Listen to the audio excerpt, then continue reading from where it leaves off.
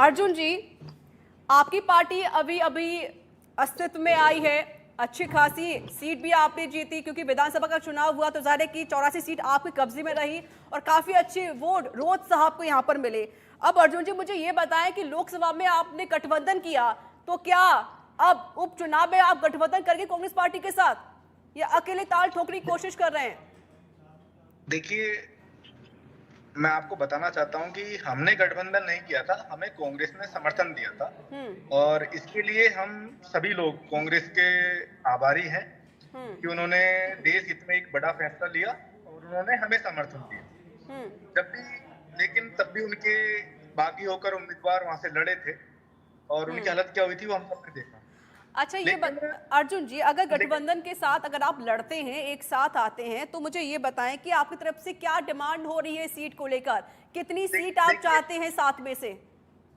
देखिए, सबसे पहली बात तो हम इंडिविजुअल ही लड़ रहे हैं और इंडिविजुअल लड़ने पर हमने 4 सीटों पर हम चुनाव लड़ रहे हैं अभी तक, जिनमें दौसा, देवली उनियारा, 84 और सलुम्बर।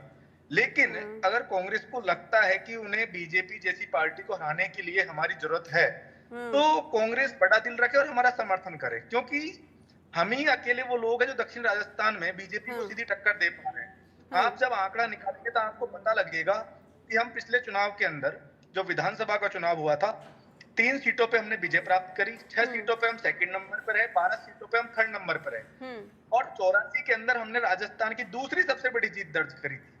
और इसके अलावा सलुम्बर के अंदर हम 52,000 वोट लेके आए थे और जो लोकसभा में बढ़कर 60,000 वोट हो गया। आज की तारीख में अगर बीजेपी को पांगड़ के अंदर, मेवाड़ के अंदर कोई सीधी सिसक दे सकता है तो भारत आदिवासी पार्टी है। यहाँ पर कांग्रेस का पूर्ण वजूद खत्म हो चुका है और इस वजह से इनको लगता है कि गठबंधन, इंडिया गठबंधन 7 सीटों को जीते तो इन्हें दिल बड़ा रखना चाहिए और इन्हें हमें दोनों सीटों पर 84 और सलुम्बर पर खुला समर्थन देना चाहिए और ये दोनों सीटें हमारे लिए छोड़ देनी चाहिए। अगर ये नहीं छोड़ते तब भी ये नहीं छोड़ते तब भी कुछ ऐसा नहीं होगा कि कोई चुनाव परिणामों पर कोई फर्क पड़ने वाला है। दोनों सीटें भारत आदिवासी पार्टी की झोली में आ रही है। अगर कांग्रेस हमें समर्थन देती है तो इन उपचुनावों के अंदर सबसे बड़ी अच्छा ठीक है, एक बात मुझे क्लियर कीजिए अर्जुन जी, एक बात मुझे क्लियर कीजिए अर्जुन जी कि आपने कहा कि आप 4 सीटों पर चुनाव लड़ ही रहे हैं। अगर मानो कि आपको समर्थन कांग्रेस पार्टी देती है, गठबंधन अगर होता है उपचुनाव में, तो कितनी सीटों की डिमांड आप करने वाले हैं? हम 2 सीटें, सलुम्बर और 84। ठीक है अर्जुन जी, 84 में तो आपकी अच्छी खासी धमक भी है और 2 बार राजकुमार रॉस जीतते हुए आए हैं, अच्छे खासी वोटों से वो जीते।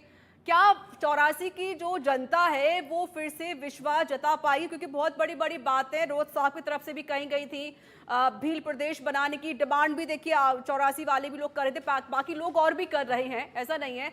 इसके अलावा 84 में जो स्थिति बदहाल हो रही है अभी उसमें कोई व्यवस्था, कोई सुधार नहीं की गई है। तो कमलेश जी मुझे ये बताएं कि तो क्या अगर रॉस साहब नहीं होंगे, उनकी जगह कोई और उतारा जाएगा आपकी पार्टी की तरफ से, तो क्या विश्वास जनता कर पाएगी उनके ऊपर?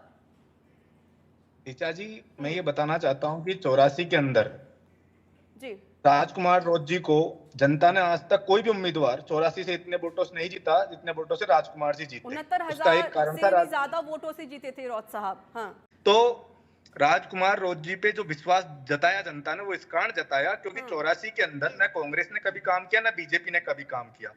हमने बच्चों के लिए शिक्षा के स्तर को लेकर सुधारने की कोशिश करी।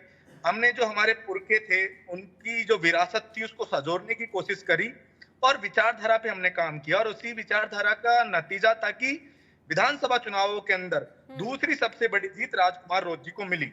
और उसके बाद जब लोकसभा चुनाव हुए तो लोकसभा चुनाव के अंदर भी पूरे साम दाम दंड भेद बीजेपी ने पूरे प्रपंच रच लिए। कांग्रेस का उम्मीदवार कांग्रेस ने समर्थन कर दिया, उसके बाद भी उम्मीदवार उतार दिया। 2 लोग डमी कैंडिडेट राजकुमार नाम के उतार दिए और तब भी राजकुमार रॉस जी बहुत अधिक वोटों से जीते।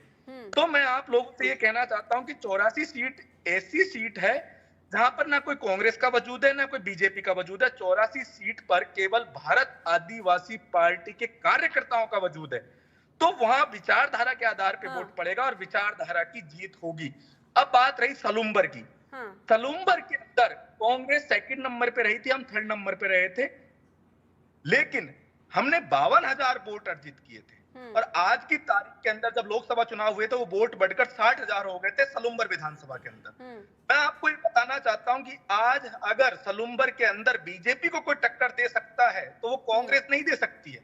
वो केवल जो हमारे युवा नेता हैं, जो युवा हमने तैयार किए हैं, जो विचारधारा के आधार पर हमने जन आंदोलन तैयार किया है, विचारधारा को गांव गांव तक, घर घर तक पहुंचाया है, उसी एक बात विचारधारा बताएं, को ठीक है, फॉलो करने वाला अर्जुन जी। कार्यकर्ता चुनाव जीतेगा, ये मैं हाँ आपको ठीक है बताना चाहता हूं। अर्जुन जी, लेकिन मैं जिस तरीके से आपकी बातों को भी सुन रही हूँ तो मुझे तो सर ये समझ में आया कि एक तरफ तो आप कांग्रेस को कहते हैं कि भाई कांग्रेस ने कोई काम नहीं किया, दूसरी तरफ आप कहते हैं कि आप इसके साथ गठबंधन करेंगे। सर ये दोहरापन क्यों है? अगर कांग्रेस ने काम नहीं किया, जनता कांग्रेस के खिलाफ है, तो आपको तो साथ छोड़ देना चाहिए ना उनका। रीचा जी, हम तो दोहरापन क्यों अपना रहे हैं आप?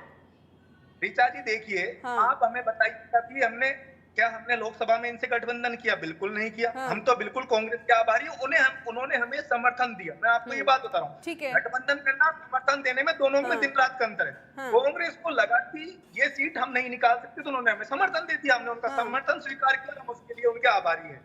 अब हम यही बात कह रहे हैं कि कांग्रेस सलूम्बर नहीं जीत सकती। सलूम्बर को भारत आदिवासी पार्टी जीतेगा। और तो बीजेपी, कांग्रेस को आगे आना चाहिए और हमारा समर्थन करना चाहिए। और बीजेपी सर, और अगर नहीं करती तब भी मैं आपसे कह रहा हूँ कि सलूम्बर और 84 सीट भारत आदिवासी पार्टी के खाते में जोड़ दीजिए, और जिस दिन परिणाम आएंगे मैं मौजूद रहूंगा। अटल जी, हम उस पे आपकी अब सर जिस तरीके से अर्जुन जी कह रहे हैं कि भाई सलूम्बर भी अब उनके खाते में जाने वाली है, जाहिर है कि आदिवासी क्षेत्र है, और 84 में जिस तरीके से तबका दिखा है बीएपी का, वो किसी को उसे नकार नहीं सकते हैं। सलूम्बर का डर बना है आपके अंदर। ऋचा जी, हमें कहीं का डर नहीं है। अर्जुन जी एक तो बोल रहे हैं हमारी विचारधारा के आधार पे वोट मिलेगा। क्या विचारधारा है? आप ही के चैनल से मैं पूछूं, क्या विचारधारा है बाप पार्टी? बता दीजिए अर्जुन जी। ये क्या कि वो अच्छा काम किया, ये काम किया, वो काम, ये नहीं। पहली बात। अच्छा, दूसरी बात, ये केवल सपने देखना कि सलूम्बर हमारा है, ये केवल क्षेत्र को बांटने की बात करते हैं, कहीं कहीं फॉल्स कमिटमेंट्स। और जो सांप्रदायिकता की बात करते हैं वो भी यही ज्यादा करते हैं। कार स्वरूप आज की तारीख में भाजपा को वोट मिलते हैं। ठीक है अटल जी, आप कह रहे हैं क्षेत्र को बांटने की बात।